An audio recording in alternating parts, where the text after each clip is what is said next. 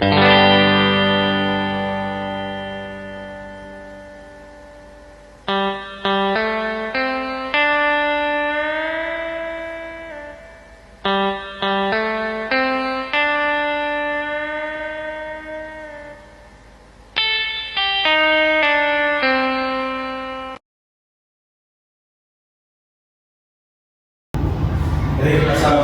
warahmatullahi wabarakatuh.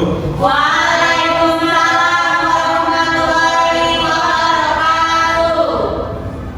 Baik, selamat pagi anak-anak semua yang saya sayangi dan saya cintai.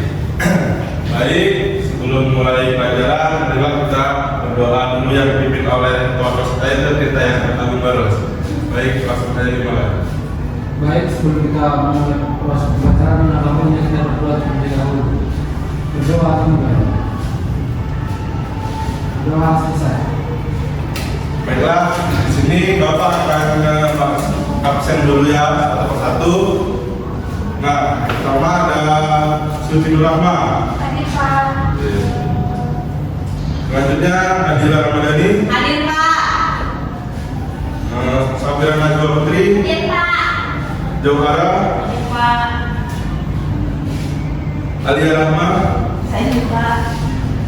Ceritanya Agung Barus. Saya Pak. Nah, terakhir ada Roberto ya. Oke.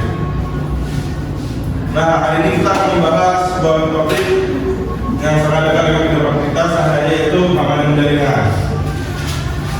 Nah, di era global seperti sekarang, hampir semua hal kita lakukan secara online, kayak menggunakan media sosial, upload foto, kirim chat, bahkan bayar makanan pun bisa lewat aplikasi atau internet gitu kan.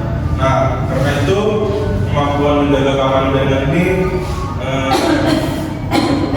di dunia digital bukan hanya sekedar kebutuhan tambahan, tapi sudah kebutuhan dasar kita.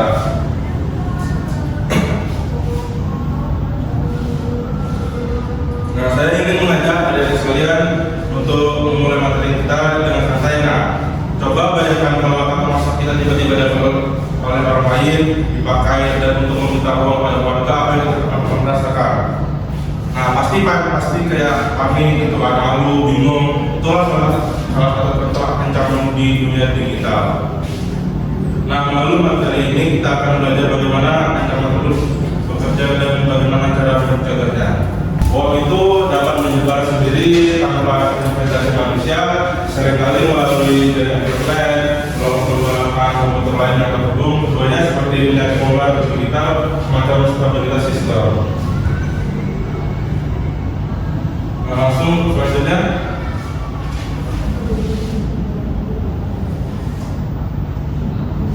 Nah, itu selanjutnya ada pekerjaan host dan phishing. Nah, kenapa dinamakan pekerjaan host itu atau ceritanya seperti kuda raya. Nah, kalau ini beberapa aman, misalnya aplikasi data atau game bajakan. Nah, padahal di sini yang membuka akses bagi hacker. Sedangkan phishing itu adalah teknik penipuan yang memancing korban lewat SMS, email, ataupun WhatsApp. Nah, sebenarnya kita ada orang yang kita tidak senang itu kan menyebarkan link. Kalau saja kita harus buka itu kadang bisa menyebabkan phishing pada perangkat kita. Nah, contoh-contoh phishing ada seperti ancaman seperti akun diblokir, tidak adanya sesuai domain dan meminta data pribadi kita.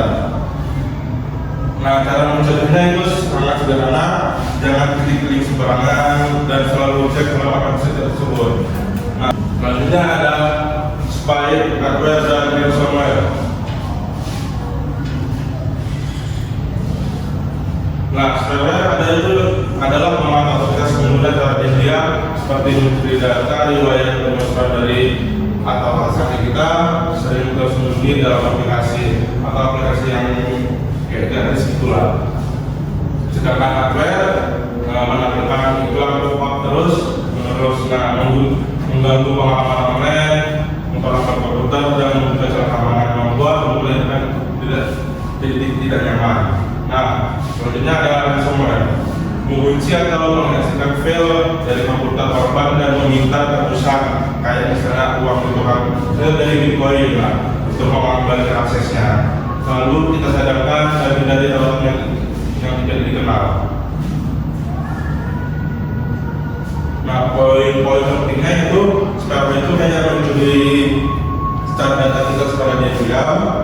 Nah, HTML itu menampilkan iklan berbahaya dan membuka celah data aman kita, sedangkan ransomware itu memulti file dan meminta terusan untuk membukanya kembali.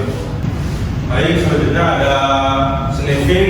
Nah, sniffing itu adalah aktivitas penyadapan data melalui jaringan yang dimana menangkap paket data seperti username, password ataupun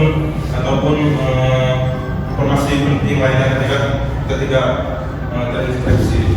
Nah, sedangkan social engineering itu adalah serangan yang mengatakan korban agar memberikan password seperti kode OTP. Kita kan banyak itu kadang keluar kode OTP gitu lah. Itu jangan diberikan kepada siapapun untuk menjaga data kita lebih aman. Nah, poin-poin pentingnya itu seperti DDoS atau itu membanjiri server dengan request palsu, sedangkan MITM yang itu menyadap komunikasi melalui jaringan, biasanya lebih publik gitu kan, yang lebih secara gratis gitu.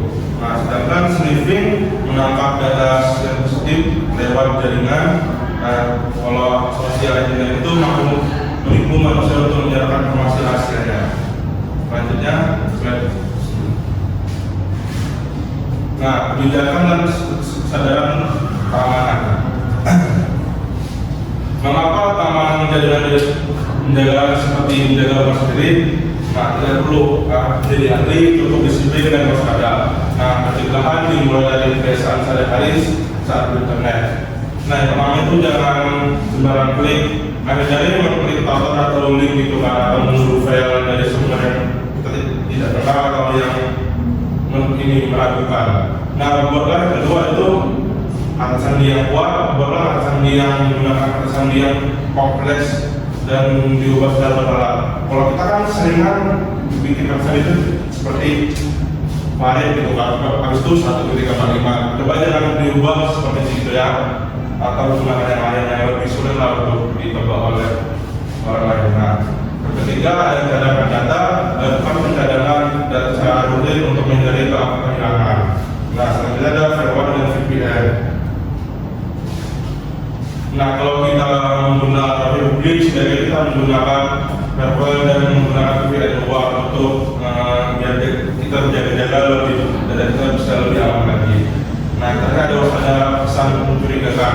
Nah, selalu jaga email atau senang minta informasi tadi seperti tadi yang ada kode OTP itu kita harus berhati-hati dalam memberikan kepada siapapun password atau sesuatu kita lah untuk berhati-hati. Nah, selanjutnya, nah kesimpulan secara keseluruhan keamanan jaringan ini sangat penting menjaga data kita. Nah, mulai dari virus hingga manipulasi manusia, sehingga kewaspadaan itu sangat diperlukan. Nah, langkah sederhana seperti menggunakan antivirus, membuat salah yang kuat, tidak sembarangan mengklik tautan, dan rutin mencatatkan data sangat efektif dalam menjaga keamanan. Ini bukan hanya tugas ahli IT, melainkan tanggung jawab setiap pengguna internet.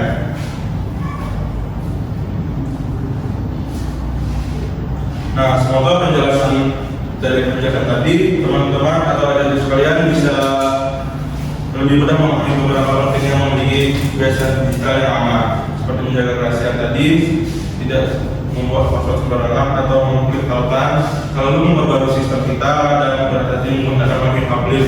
Untuk menggunakan login public, sebaiknya kita menggunakan jaringan kuat atau ini seperti VPN luar agar kita lebih aman. Sampai di sini, saya sangat terima kasih kepada teman-teman yang sudah mengikuti materi kita pada hari ini. Baiklah, sampai di sini. Jika ada adik-adik sekalian yang ingin bertanya. Tidak, Pak. Oke, baiklah. Semuanya sudah mengerti kan apa yang Bapak jelaskan tadi? Alhamdulillah ngerti, Pak. Oke, baiklah. Sampai di sini saja pertemuan kita hari ini. Nah, semoga kita bisa bertemu di kesempatan lainnya. Baiklah, assalamualaikum warahmatullahi wabarakatuh.